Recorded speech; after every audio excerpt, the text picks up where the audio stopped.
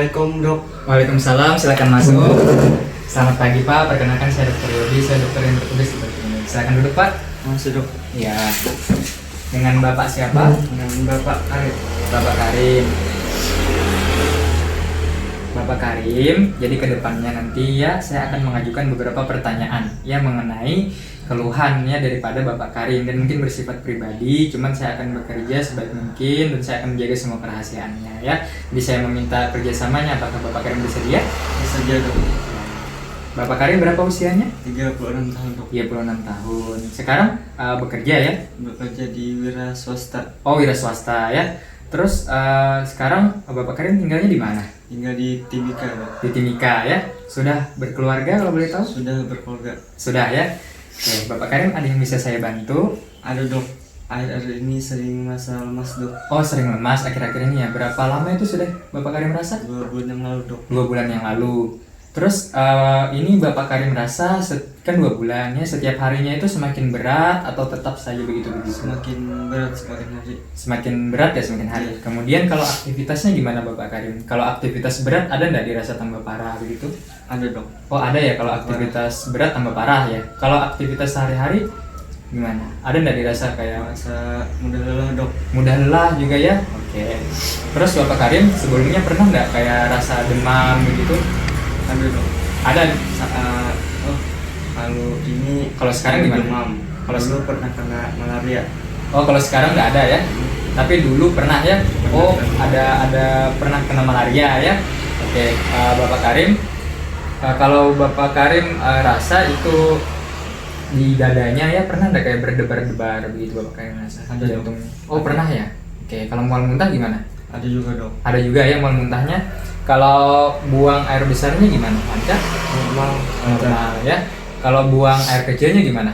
Kalau mau aja airnya keruh dok. Oh kadang keruh begitu ya. Terus pernah nggak timbul merah-merah di kulit?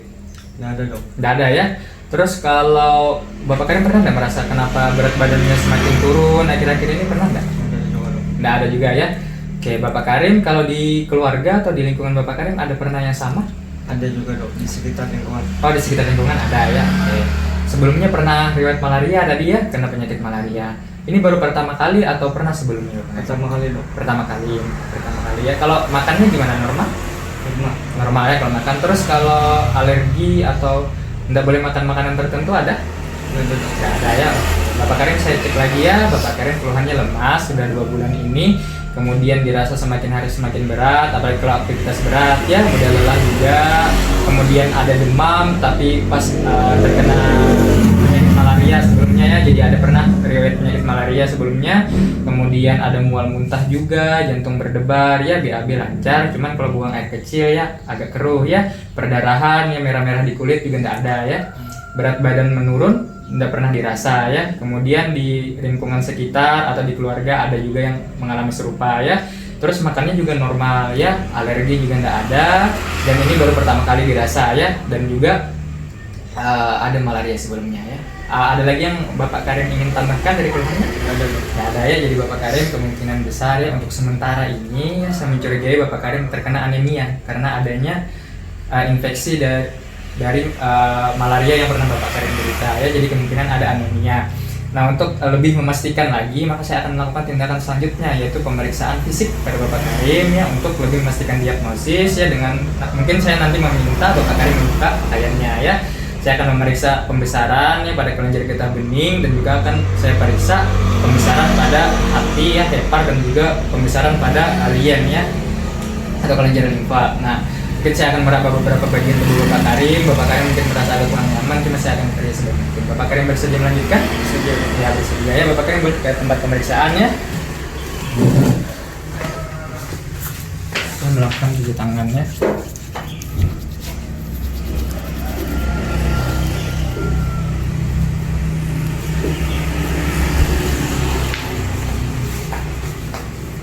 Ya, jadi Bapak Karim, selanjutnya kita akan melakukan pemeriksaan fisik ya. Saya akan melakukan pemeriksaan terlebih dahulu, yaitu saya akan melihat apakah ada pembesaran pada kelenjar limfa dan juga pembesaran pada hepar ya. Apakah ada splenomegali atau hepatomegali Bapak. Karim bisa berbaring di sini ya. Oke ya. Bapak Karim bisa angkat bajunya sedikit ya. Ya, mohon maaf ya Bapak Karim. Oke. Oke, selanjutnya saya akan melakukan pengukuran ya, pembesaran pada kelenjar limfa ya atau lian ya. Kita bisa melakukannya ya. Bapak Karim bisa tekuk kakinya ya. Bapak Karim bisa tekuk kakinya. Kita lihat pembesarannya, kita lakukan pengukuran dari sias kiri ya sampai ke arcus costa kiri ya. Kita lakukan penekanannya sedalam 4-5 cm menggunakan bagian dalam palmar, ujung-ujung jari yang sensitif ya. Kemudian meminta pasien menekuk kaki dan juga kita melakukan penekanan 4-5 cm dari kaudal ke kranial ya. Kita lakukan penekanannya dari sias ke arah arcus costa kiri ya. Bapak Karim bisa tarik nafas.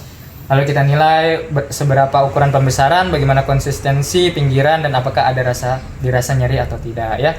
Di sini saya temukan adanya pembesaran ya pada kelenjar limfa. Jadi kemungkinan ada splenomegali di sini ya. Kita bisa menggunakan pengukuran menggunakan Skufner ya, metode Skufner.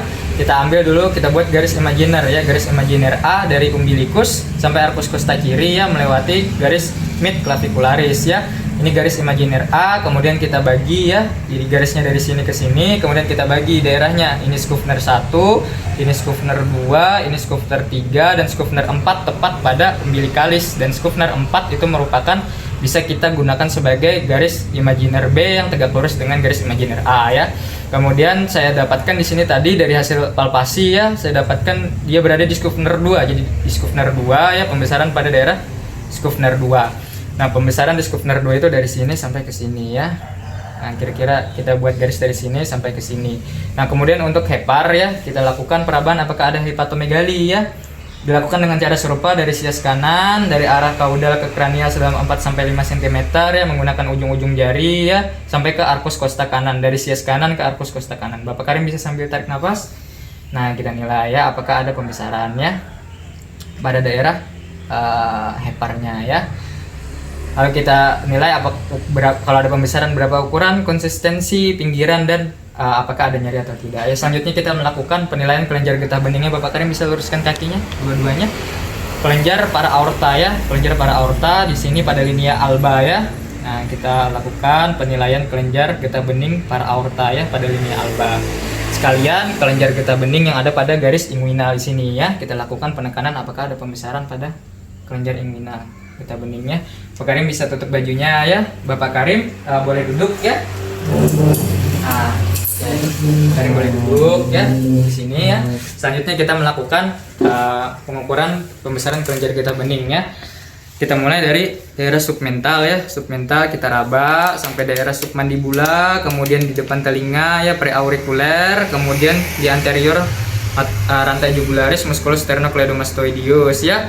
Kemudian bisa dilihat di bagian belakang sini ya, pada bagian posterior daripada musculus sternocleidomastoideus ya, sampai ke bagian post aurikuler ya, di belakang telinga sampai ke bagian occipital ya. Nah, kemudian kita beralih pada bagian depannya. Pada bagian depan itu pada bagian bawah daripada musculus sternocleidomastoideus di atas supraclavicula ya. Kita nilai pembesaran kelenjar getah beningnya apakah ada atau tidak ya. Nah, kemudian yang terakhir ya, kita ukur ya pada bagian tangannya, pada bagian tangan. Nah, ini seharusnya kita menggunakan handscoon ya.